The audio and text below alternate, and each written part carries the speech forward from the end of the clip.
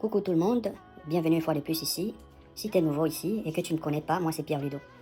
Alors, aujourd'hui, il y a beaucoup de sanctions. Il y a beaucoup de sanctions qui sont en train d'arriver. Vous savez contre qui? Bon, pour savoir contre qui, abonne-toi d'abord. Abonne-toi d'abord. Et clique sur le j'aime là. Clique sur j'aime, voilà. Mets là, j'aime. Et en bas là, abonne-toi, ok. Bon, les sanctions sont réservées à tous ces pays-là qui n'ont pas voté contre le grand Poutine. Tous ceux qui ont eu peur ou qui ne voulaient pas se mêler des problèmes. Donc, les États-Unis ont promis à tous ces pays-là des sanctions.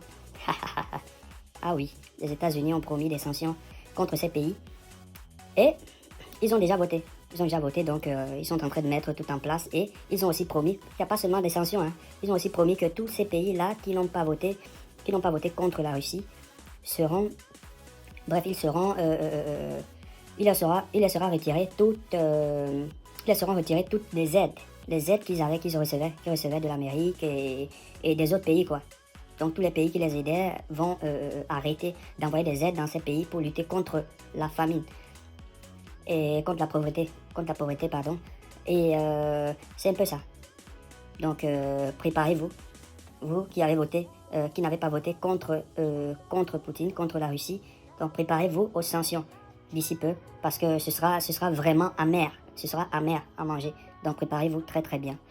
Donc, parce que les dieux américains, bref, les dieux américains, vous savez, les Américains, c'est les dieux, vous voyez. Donc ce sont eux qui donnent les ordres, qui disent quand on doit avancer et quand on doit reculer. Donc bref, quand ils disent qu'ils font quelque chose, qu'ils feront quelque chose, ils le font. Hein. Ils n'ont pas froid aux yeux. Et les gars ont promis 40 milliards de dollars d'aide pour l'Ukraine. Ça c'est bien, c'est très bien.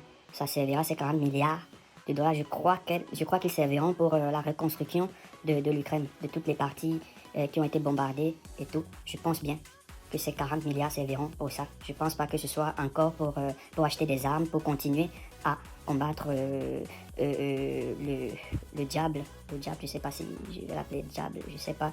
Donc, il y a quelqu'un qui l'appelait, bref, le président américain, Joe Biden l'appelait le boucher Poutine, pour combattre toujours contre lui. Mais comme ça ne suffisait pas, comme ce conflit ne suffisait pas, donc il y aura un autre front de guerre qui va s'ouvrir d'ici quelques jours. Donc il y a une armée qui va envahir un petit pays et la guerre est inévitable, est vraiment inévitable. Et Joe Biden hier, je crois, oui, c'était hier ou avant-hier, a dit quelque chose au Japon qu'il ne devait pas dire. Quelque chose qu'il ne devrait pas dire, mais il a relâché, vous savez. Par moment, quand il parle, il s'oublie, quoi. Il dit des choses qu'il ne devrait même pas dire. Donc, il a confirmé que si ce pays-là envahissait ce petit pays, l'Amérique est prête à intervenir. Donc, un deuxième front de guerre va s'ouvrir d'ici peu.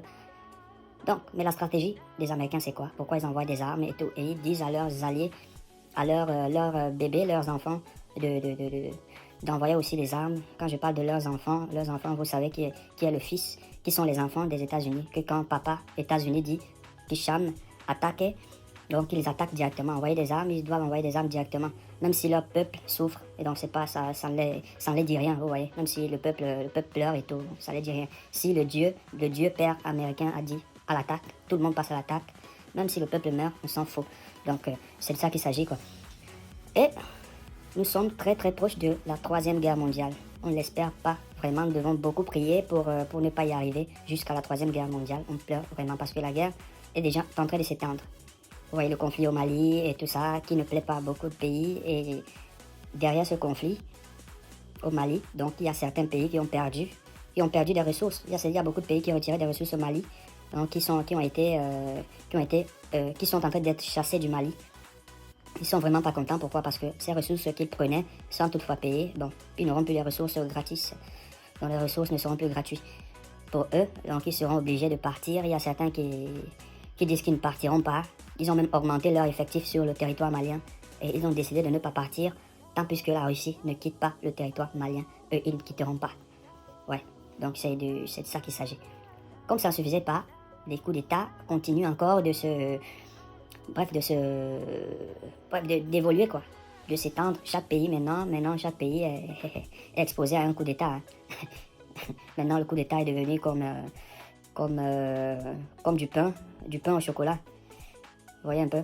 Donc les coups d'État en Afrique maintenant, c'est devenu comme du pain et du chocolat. Donc on se lève un beau matin, bon, il y a eu manifestation de l'autre côté, il y a eu un coup d'État de l'autre côté et tout. Donc pourquoi ces coups d'État? Pourquoi ces coups d'État? C'est pour beaucoup de choses. Parce que le peuple en a marre, beaucoup de peuples en ont marre de la vie qu'ils mènent. Beaucoup de jeunes se retrouvent obligés de fuir leur pays pour aller se chercher dans d'autres pays, pour aller en Europe. Beaucoup de jeunes meurent dans la mer Méditerranée parce qu'ils s'en vont chercher du pain pour ramener à leur famille en Afrique. Donc les jeunes n'ont plus besoin de ça. C'est pour ça qu'ils se lèvent tous les jours. Ils essaient de faire tomber des gouvernements. Donc quitte à ces chefs d'État qui gouvernent en Afrique d'être un peu plus intelligents, de savoir comment gouverner leur pays et de savoir travailler pour leur peuple. Donc il faudrait que les chefs d'État africains sachent travailler au profit de leur peuple. Donc ils doivent travailler pour leur peuple, pas pour d'autres choses, pas pour autre chose.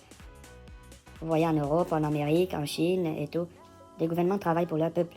Ils travaillent pour le bien de leur peuple, pas pour le bien des autres États. Non.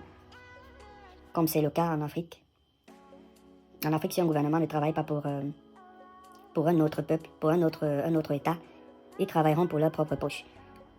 Et les poches de leur famille et de leurs proches. Donc le peuple qui est là, qui est en train de souffrir, il s'en fout. Hein. Ils s'en foutent. Hein. Ils s'en foutent. Ils s'en foutent du peuple s'ils meurent de faim, s'ils ne mangent pas, s'ils n'ont pas d'argent, ils n'ont pas de boulot, bon, ils s'en foutent. Hein. Donc ça, c'est pas leur patate. Hein. Ils s'en foutent. Donc c'est pourquoi la population est fâchée en Afrique. Parce que quand ils voient que, mais punaise, on est là, nos ressources sont pillées, nous avons du pétrole, de l'or, du diamant, des sociétés étrangères viennent creuser de l'or, prendre du diamant, prendre du pétrole, prendre de l'uranium, prendre du coltan et consorts, ils s'en vont avec, mais nous mourrons toujours de famine. Mais qu'est-ce qui ne va pas au juste? Donc pour eux, pour les jeunes ils se disent que la faute est au gouvernement. Donc moi je sais pas si la faute est au gouvernement, moi je suis pas politicien, je sais pas. Mais tout ce que je sais c'est que si un pays ne va pas bien, ça veut dire que ce pays a des mauvais dirigeants. Donc moi je ne juge aucun État africain, aucun État du monde. Donc si quelqu'un se retrouve jusqu'à ce niveau, bon, je sais que c'est pas facile de gérer un État, c'est pas facile de gérer même une boutique. C'est pas facile, c'est beaucoup de boulot, mais quand on a une bonne foi, on peut gérer, on peut bien gérer avec la bonne foi.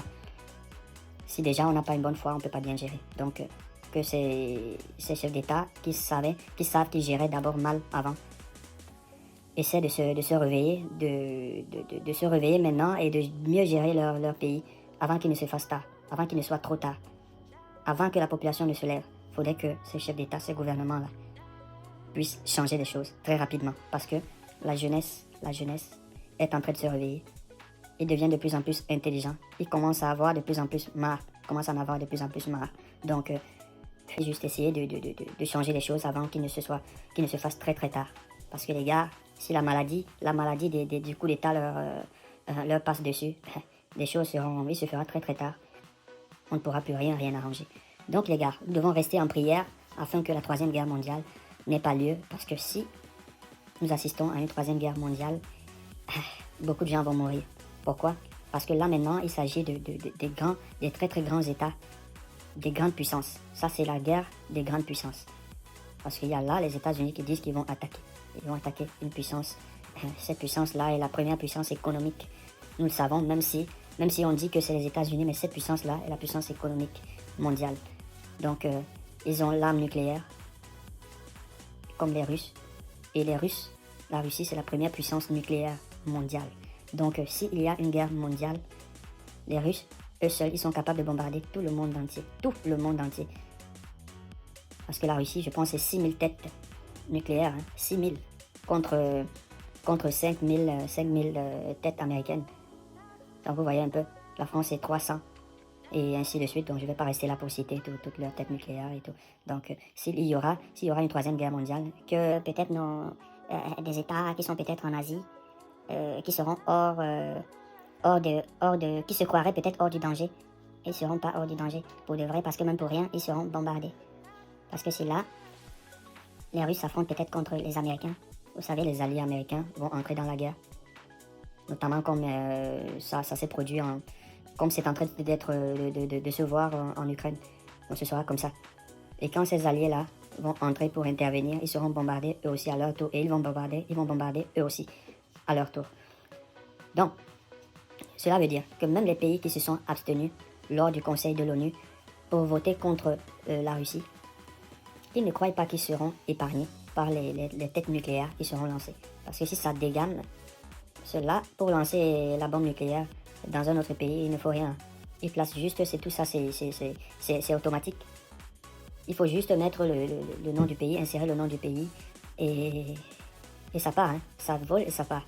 Et ces pays-là qui se sont abstenus, qui n'ont pas participé à cette réunion de l'ONU, et ceux qui sont restés neutres, qui ont dit qu'ils ne votaient ni pour ni contre, n'ont pas de bouclier anti-missile chez eux. Ils n'ont pas de bouclier anti-missile. Ils n'ont rien. Ils n'ont pas de bouclier anti-aérien. Ils n'ont pas ça. Ils ne sont pas dotés de ce genre de matériel. Même s'ils en ont quelques, il y a certains qui en ont quelques, mais c'est pas beaucoup. Ça va pas tenir longtemps. Donc faisons très attention, prions qu'on n'y arrive pas là. Bon, c'est ce que j'avais à dire aujourd'hui. Pour le reste, on va continuer pour la deuxième vidéo. Ciao les gars.